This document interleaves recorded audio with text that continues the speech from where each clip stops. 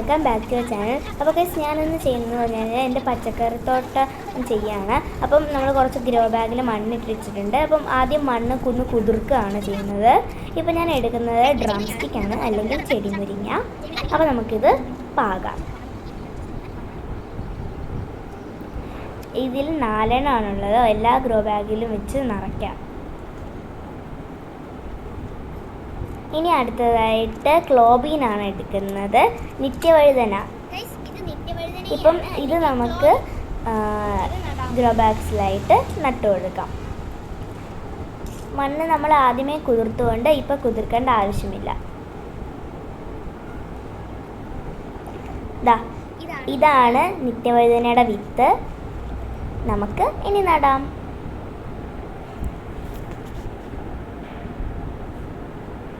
എല്ലാ ഗ്രോ ബാഗുകളായിട്ട് നട്ടു കൊടുക്കാം.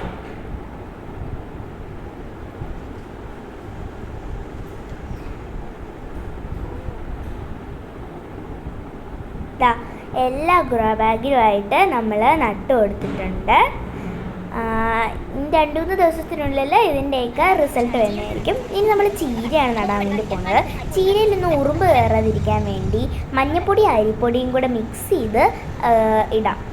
മണ്ണിലോട്ടൊന്ന് മിക്സ് ചെയ്ത് കൊടുക്കാം. അല്ലെങ്കിൽ ഈ ചീര നടുന്ന സമയത്ത് ഈ ചീരയുടെ വിത്തുകൾ ഉറുമ്പ് എടുത്തുകൊണ്ട് പോകാനുള്ള സാധ്യത നിറയാണ്. അത് കാരണം ചീര കിളിക്കത്തില്ല, വിത്ത് ഉറുമ്പ് എടുത്തുകൊണ്ട് പോകും. അതുകൊണ്ട് നമുക്ക് അരിപ്പൊടിയും മഞ്ഞപ്പൊടിയും കൂടെ മിക്സ് ചെയ്തിടും. അതിൻ്റെ മണം ഉറുമ്പിന് ഇഷ്ടമല്ല. സോ ദാറ്റ് അത് നമുക്ക് ചെയ്യാം.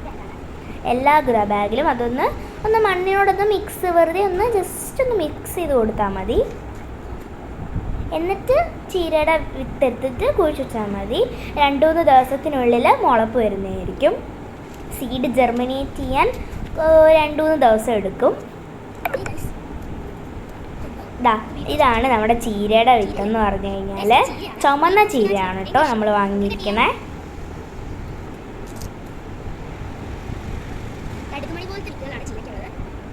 ഇതുപോലെ കടുകുമണി പോലത്തുള്ള വിത്തുകളാണ് നമ്മുടെ ചീരയുടേതെന്ന് പറഞ്ഞു കഴിഞ്ഞാൽ. വളരെ കുഞ്ഞതാണ്.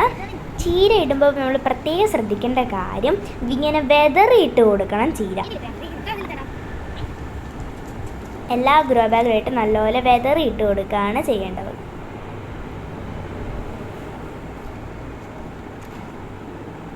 ഇതിൻ്റെ മുളപ്പെല്ലാം കാണിച്ചുകൊണ്ടൊരു വീഡിയോയും കൂടി ഇടുന്നതായിരിക്കും. അപ്പോൾ ഗൈസ് നമ്മളെല്ലാം നട്ടിട്ടുണ്ട്. അപ്പം നമ്മൾ എല്ലാ ചീരയുടെയൊക്കെ സംരക്ഷണമുള്ള കാര്യങ്ങൾ ചെയ്തിട്ടുണ്ട്. ഇതുപോലൊരു ടിപ്സ് ഇനിയും വേണമെങ്കിൽ എല്ലാവരും കമൻറ്റ് ചെയ്യണേ. അപ്പം എല്ലാവർക്കും ഈ വീഡിയോ ഇഷ്ടപ്പെട്ടെന്ന് വിചാരിക്കുന്നു. ഇഷ്ടപ്പെട്ടെങ്കിൽ ലൈക്ക് ചെയ്യുക, ഷെയർ ചെയ്യുക, സബ്സ്ക്രൈബ് ചെയ്യുക. പുതിയൊരു വീഡിയോ ആയിട്ട് വീണ്ടും വരുന്നതായിരിക്കും. ബൈ.